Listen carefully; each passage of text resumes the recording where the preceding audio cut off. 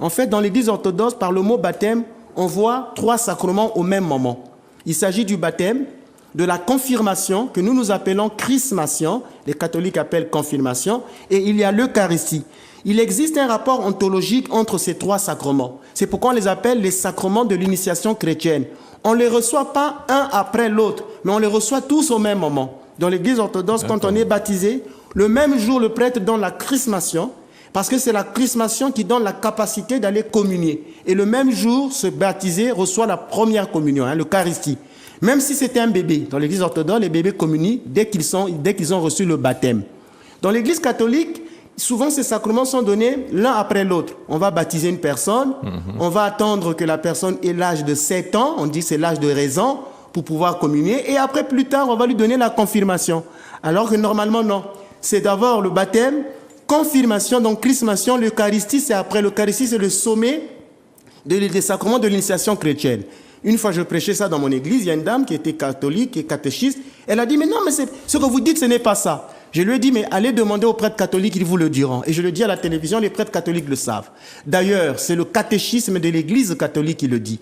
Le catéchisme de l'église catholique, c'est bien écrit, baptême, confirmation, Eucharistie. Mais pourquoi les catholiques font l'inverse? C'est juste pour des questions pratiques. Donc je ne les critique pas, j'explique maintenant pourquoi ils le font. C'est parce qu'on veut que la chrismation, la confirmation, soit donnée par la main de l'évêque.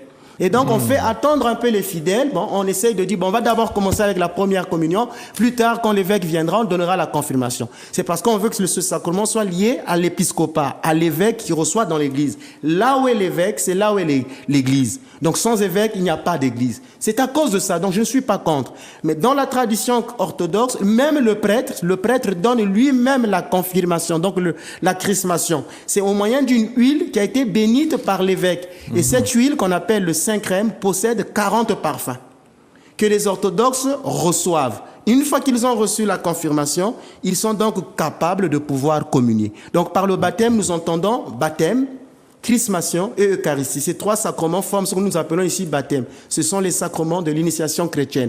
Un chrétien qui est baptisé mais qui n'a pas reçu de confirmation n'est pas pleinement chrétien. D'accord. Un chrétien qui est baptisé, qui n'a pas reçu l'Eucharistie, n'est pas pleinement chrétien. C'est pourquoi chez nous, les enfants peuvent recevoir même l'Eucharistie. En tout cas, ça fait marcher le commerce parce qu'au baptême, les parents font une grande fête. À la première communion, on fait encore une autre fête. Et puis après, à la confirmation, donc ça fait 3 fêtes. Ça fait fonctionner le business. Ce n'est pas un business. Ce n'est pas le but, ce n'est pas ça. Il faut peut-être joindre l'utile à l'agréable. Oui. Ce n'est pas interdit de faire une petite fête. Mais on ne se fait pas baptiser. Souvent, parfois, certaines personnes, c'est ça. On ne se fait pas baptiser pour aller faire une fête. C'est comme aujourd'hui Noël. La fête de Noël est devenue une fête séculière. Les gens pensent que Noël, c'est la fête des enfants.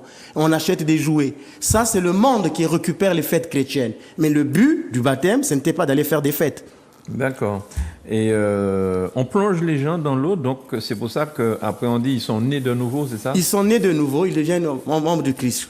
Mais est-ce qu'il y a d'autres, est-ce qu'il y a d'autres personnes qui se font baptiser autrement que par l'eau?